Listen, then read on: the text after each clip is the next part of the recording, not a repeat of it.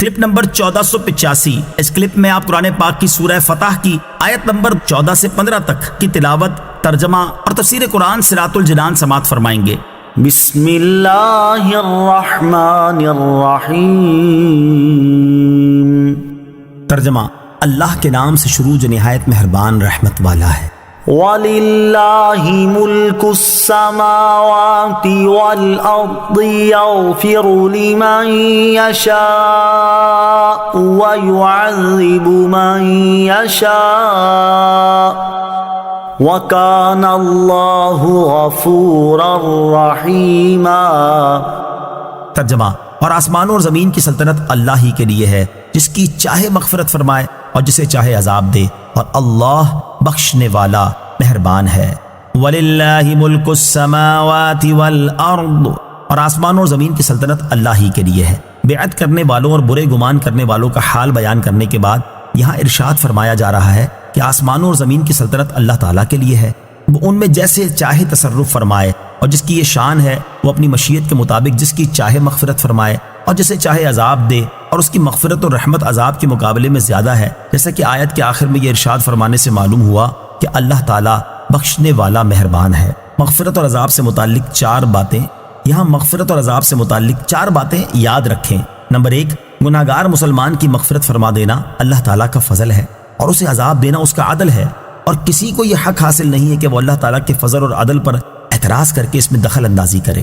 Number 2، اللہ تعالیٰ کی رحمت اس کے غضب پر حاوی ہے، اور عذاب کے مقابلے میں مغفرت زیادہ ہے، لیکن اس کی وجہ سے نیک اعمال چھوڑ دینا اور نافرمانیوں میں مبتلا ہو جانا بہت بڑی نادانی ہے۔ نمبر 3، اللہ تعالیٰ اور اس کے رسول علیہ الصلوۃ والسلام پر صحیح طریقے سے ایمان لانا اور ایمان کے تقاضوں کے مطابق عمل کرنا اللہ تعالیٰ کی مغفرت حاصل ہونے کے اہم ترین ذرائع اور اسباب ہیں۔ انہیں اختیار کرنے کے بعد اس کے فضل کی امید رکھنی چاہیے اور اس کے عدل سے ڈرنا چاہیے۔ نمبر 4، جو لوگ کافر ہیں اور کسی صورت اپنے کفر سے توبہ کر کے ایمان لانے پر تیار نہیں اور وہ اسی حال میں مر جاتے ہیں، یوں ہی جو شخص زندگی میں مسلمان رہا لیکن اس کا خاتمہ ایمان پر نہ ہوا، ان کی مغفرت کی کوئی صورت ہی نہیں ہے، اور یہ لوگ ہمیشہ کے لیے جہنم میں ہی جائیں گے۔ لہٰذا کافر تو دین اسلام میں داخل ہو جائیں، اور ہر مسلمان کو چاہیے کہ وہ اپنے ایمان کی حفاظت کی فکر کرے۔ سَيَقُولُ الْمُخَلَّفُونَ إِذَا انطَلَقْتُمْ إِلَى مَغَانِمَ لِتَأْخُذُوهَا ذَرُونَا نَتَّبِعْكُمْ يُرِيدُونَ أَن يُبَدِّلُوا كَلَامَ اللَّهِ قُل لَّن تَتَّبِعُونَا كَذَلِكُمْ قَالَ اللَّهُ مِن قَبْلُ فَسَيَقُولُونَ بَلْ تَحْسُدُونَنَا بَلْ كَانُوا لَا يَفْقَهُونَ إِلَّا قَلِيلًا۔ ترجمہ، جب تم غنیمتیں حاصل کرنے کے لیے ان کی طرف چلو گے تو پیچھے رہ جانے والے کہیں گے ہمیں بھی اپنے پیچھے آنے دو۔ وہ چاہتے ہیں کہ اللہ کا کلام بدل دیں، تم فرماؤ ہرگز ہمارے پیچھے نہ آؤ، اللہ نے پہلے سے اسی طرح فرما دیا ہے۔ تو اب کہیں گے بلکہ تم ہم سے حسد کرتے ہو، بلکہ وہ منافق بہت تھوڑی بات سمجھتے ہیں۔ سیقول المخلفون، پیچھے رہ جانے والے کہیں گے۔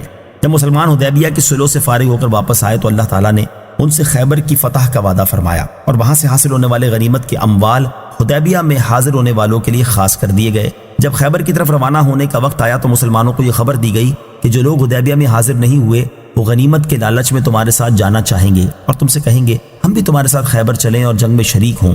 یہ لوگ چاہتے ہیں کہ اللہ تعالیٰ نے حدیبیہ میں شرکت کرنے والوں کے ساتھ جو وعدہ فرمایا کہ خیبر کی غنیمت ان کے لیے خاص ہے اسے بدل دیں۔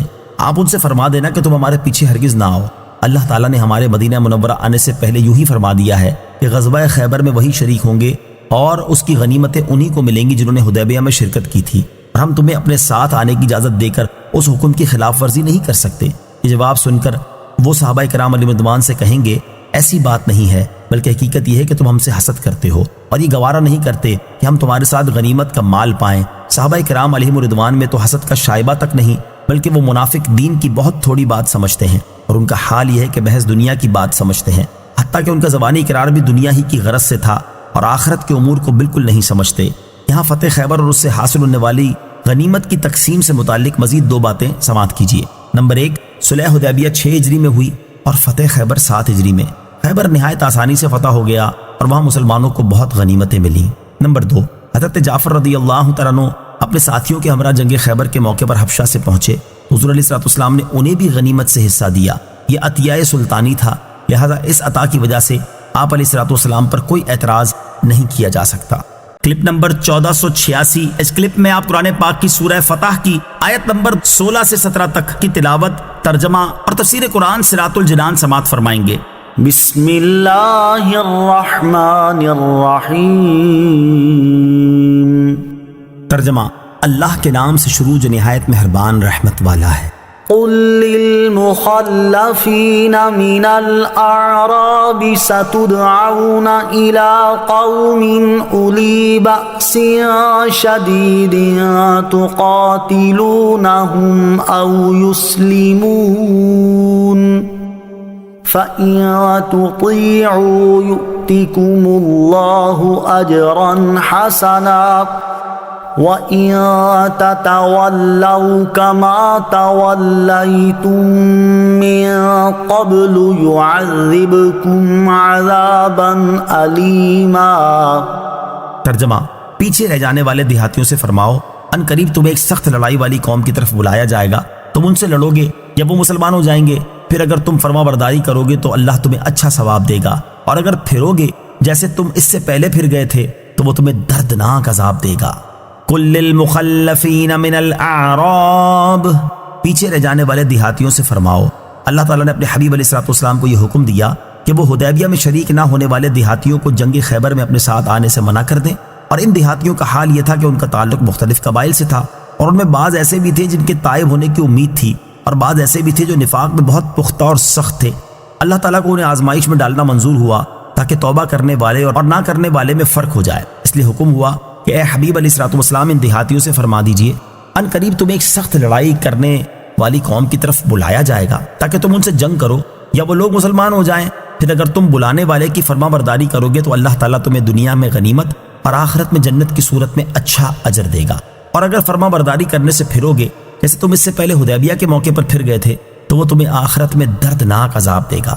سخت لڑائی والی قوم سے کون لوگ مراد ہیں، ان کے بارے میں مفسرین کے مختلف اقوال ہیں، ان میں سے 2 قول یہ ہیں۔ نمبر 1، ان سے یمامہ کے رہائشی بنو حنیفہ مراد ہیں جو کہ مسیلمہ کذاب کی قوم کے لوگ ہیں، اور ان سے جنگ کرنے کے لیے حضرت ابوبکر صدیق رضی اللہ تعالیٰ عنہ نے دعوت دی۔ حضرت رافع بن خدیج رضی اللہ تعالیٰ عنہ فرماتے ہیں، اللہ عز و جل کی قسم ہم اس آیت کو پہلے پڑھتے تھے اور ہمیں معلوم نہیں تھا کہ اس جنگجو قوم سے کون سی قوم مراد ہے، حتیٰ کہ حضرت ابوبکر صدیق رضی اللہ تعالیٰ عنہ نے ہمیں بنو حنیفہ کے خلاف جنگ کی دعوت دی، تب ہمیں پتہ چلا کہ جنگجو قوم سے مراد بنو حنیفہ ہیں۔ نمبر 2، ان سے مراد فارس اور روم کے لوگ ہیں جن سے جنگ کے لیے حضرت عمر فاروق رضی اللہ تعالیٰ عنہ نے دعوت دی۔ حضرت ابوبکر صدیق اور حضرت عمر فاروق رضی اللہ تعالیٰ عنہ کی خلافت صحیح ہونے کی دلیل، یہ آیت حضرت ابوبکر صدیق اور حضرت عمر فاروق رضی اللہ تعالیٰ عنہ کی خلافت صحیح ہونے کی دلیل ہے۔ اس کی ایک وجہ یہ ہے کہ اس آیت کے نزول کے بعد تاجدار رسالت صلی اللہ تعالیٰ علیہ وآلہ وسلم کے زمانے میں کسی جہاد کے لیے ان دیہاتیوں کو دعوت نہیں دی گئی۔ آپ کے وصال ظاہری کے بعد حضرت ابوبکر صدیق اور حضرت عمر فاروق رضی اللہ تعالیٰ عنہ کے زمانے میں مرتدوں اور کافروں کے خلاف جہاد ہوئے اور ان جہادوں میں شرکت کی دعوت دی گئی۔ اس سے معلوم ہوا کہ جنگجو قوم کے خلاف لڑائی کی دعوت دینے والا برحق امام ہے۔ دوسری وجہ یہ ہے کہ حضرات کی اطاعت پر جنت کا اور ان کی مخالفت پر جہنم کا وعدہ دیا گیا، جس سے معلوم ہوا کہ ان کی اطاعت کرنا اور مخالفت نہ کرنا لازم تھا، اور یہ حکم بھی برحق امام کے لیے ہے۔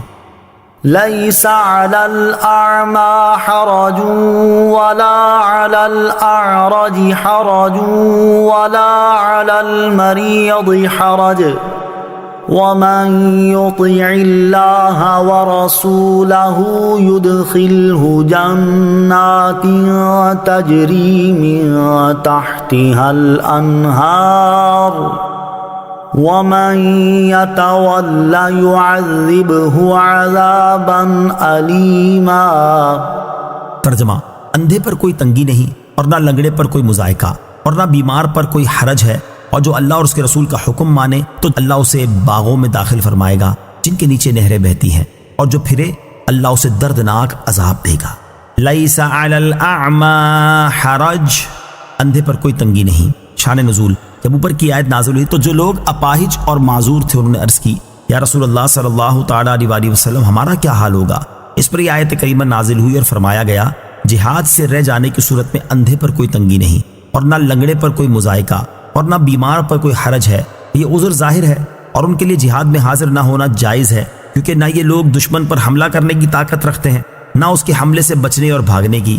یاد رہے کہ انہی کے حکم میں وہ بوڑھے اور ضعیف افراد بھی داخل ہیں جنہیں نشست و برخاست کی طاقت نہیں، اسی طرح وہ بیمار بھی داخل ہیں جنہیں دمہ، کھانسی یا جن کی تلی بہت بڑھ گئی ہے اور انہیں چلنا پھرنا دشوار ہے۔ ظاہر ہے کہ یہ عذر جہاد سے روکنے والے ہیں۔